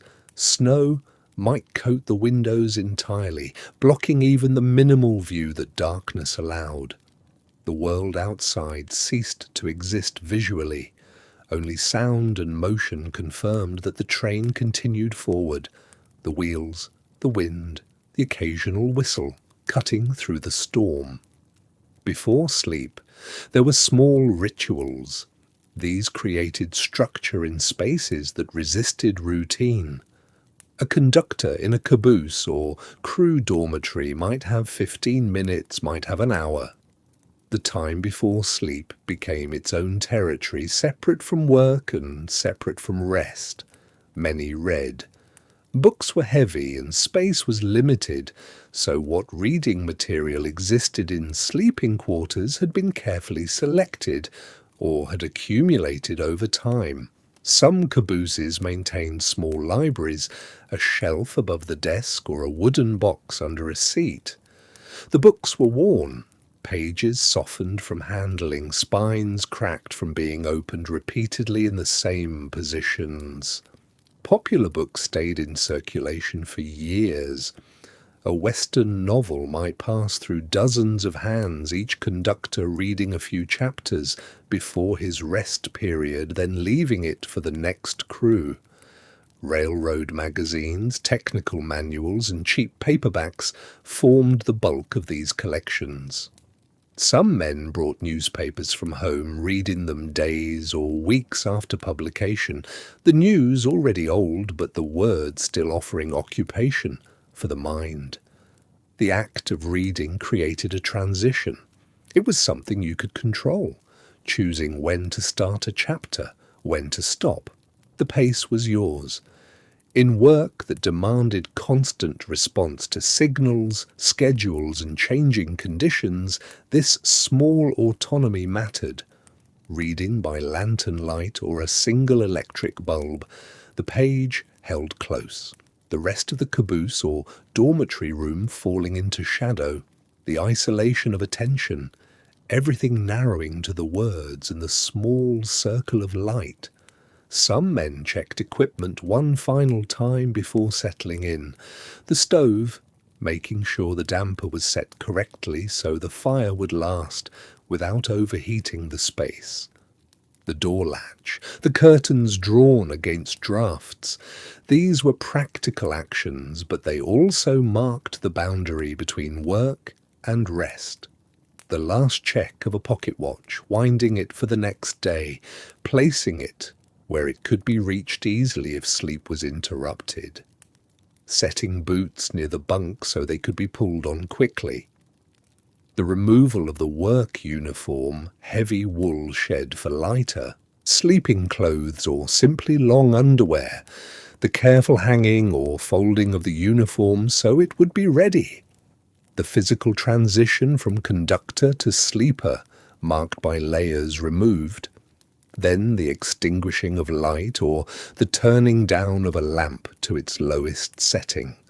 The small, warm glow just enough to see by if needed, the caboose or dormitory room settling into near darkness, the sounds of the train or the rail yard continuing outside, the body lowering onto the bunk, the arrangement of blankets, the finding of comfort in a familiar position, the movement from waking to sleep, marked by these small, deliberate actions.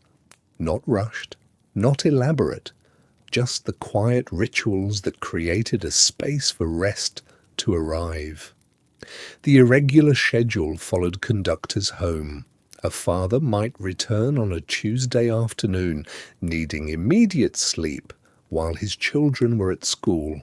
The house would fall quiet. His wife drew curtains against daylight. The family learned to move carefully through their own home, speaking in lowered voices, closing doors with deliberate gentleness. Railroad families developed their own understanding of rest. Children grew up knowing that sleep was sacred, regardless of the son's position. A sleeping father was not to be disturbed. The knowledge became instinctive. Neighbours understood too. Communities built around rail terminals adapted to unusual rhythms. They accepted that some households observed quiet hours at 2 in the afternoon. Winter holidays were frequently missed. A conductor might be 3 states away on Christmas morning, catching what rest he could in a layover hotel while his family gathered without him. The railroad operated continuously. Weather delays made arrival times unpredictable. A spouse learned not to plan around promised return dates during winter months. The work shaped family identity. Railroad children understood their fathers belonged partly to the tracks, to schedules determined by freight loads and connecting trains. Rest time at home carried added weight. It was precious and limited. The railroad operated while others slept. Conductors, engineers, dispatchers all maintained the network through darkness. This created a specific community. Men who worked when the world was quiet. Men who understood irregular rest and the exhaustion that accompanied winter nights on the rails. The community of night workers shared knowledge that daylight workers could not fully grasp. They understood the challenge of sleeping against the body's natural rhythms. They recognized the particular fatigue that came from tending responsibilities while others dreamed. In shared crew quarters, informal etiquette governed behavior. Voices stayed low. Lights dimmed when someone attempted sleep. Shifts coordinated to allow continuous rest blocks when possible. Experienced conductors helped newer members prepare sleeping spaces for winter, where to position bunks away from drafts, how to manage stove heat through the night. The camaraderie centered on shared hardship. Physical endurance became a point of pride, the ability to function on minimal sleep, to wake instantly when needed, to maintain alertness through long, cold nights. These defined capability within the brotherhood. Railroad unions documented these conditions, eventually negotiating for improvements, recognizing that well-rested crews were safer crews. The tales became part of railroad identity. Stories of extreme winter conditions passed between crews at terminals and carried home to families. A conductor waking to discover his caboose buried in snow during a Wyoming blizzard, the windows completely blocked, the world outside reduced to muffled silence. Another arriving home 3 days late after weather delays, his children barely recognizing him through his exhaustion. These narratives served purposes beyond entertainment. They honoured the difficulty of the work. They created bonds among those who understood what railroad sleep truly required. A veteran could identify a newcomer by his inability to rest through normal train sounds, through the motion, through the knowledge of winter cold just beyond thin walls. The stories became markers of authenticity, sleeping through a blizzard, maintaining a stove through a mountain crossing, waking instantly when the rhythm changed, when something felt wrong. These experiences separated those who truly knew railroad life from those who only imagined it. Children in railroad, families learned the importance of silence during daylight hours when fathers needed rest. Neighbors in terminal towns understood the irregular schedules, the need to respect strange sleeping hours. The communities themselves adapted, businesses staying open at odd times, local culture shaped by the railroad's rhythm. The last cabooses were phased out in the 1980s. Electronic monitoring replaced human observation. The tradition of sleeping aboard moving freight trains ended, taking with it a century of accumulated knowledge about rest in motion. Modern freight conductors work shorter shifts. They return to stationary crew quarters, to railway-provided hotel rooms at terminals. The improvements in sleep quality are undeniable. Regular beds, consistent temperature control, quiet rooms separated from the working railroad. Yet something was lost. Older conductors expressed nostalgia despite acknowledging the harsh conditions they endured. The experience held meaning beyond mere survival. The caboose represented independence, a small space that was theirs. The ability to sleep through anything became a point of pride, a specific type of resilience. The change reflected broader railroad modernization, increased safety, better labor conditions, reduced crew sizes. The loss of traditional railroad community, of the mobile sleeping culture that had defined conductor life through generations of winter nights. Long-distance passenger trains still carry crew quarters. On routes like the Empire Builder or California Zephyr, conductors and sleeping car attendants continue the practice of resting aboard moving trains. These modern quarters preserve the tradition, though the conditions have changed dramatically. The rooms are climate-controlled now. Sound insulation dampens the wheel noise that once filled caboose bunks. The bedding is standardized and comfortable. Windows seal properly against winter cold. The rocking motion remains, but the quarters are positioned mid-train where the sway is gentler, more predictable. Winter routes through Montana and the Rockies still present challenges.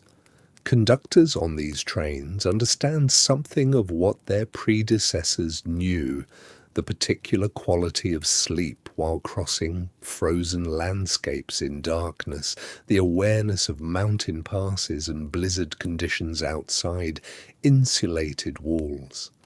But the experience is fundamentally different. Railroad museums preserve cabooses where visitors can see the cramped bunks and cold stoves. Retired conductors sometimes volunteer at these museums, sharing accounts of what railroad sleep actually felt like. The motion cannot be reproduced in static displays. The sound is absent. The cold is managed. These preserved spaces offer glimpses, not experiences. The specific knowledge accumulated over generations is disappearing as that generation ages. The practical wisdom about blocking drafts, timing sleep around curves, reading the train's rhythm for signs of trouble. This understanding exists now primarily in memory and occasional recorded interviews. What remains is the recognition that rest was never guaranteed. Comfort was negotiated with circumstance, and sleep became something earned through adaptation and endurance. The winter nights that once tested conductors in drafty cabooses are largely historical now, replaced by improved conditions and different challenges. But the preserved cars in museums still hold those stories of cold and exhaustion, of warmth carefully maintained, of sleep found in motion through darkness.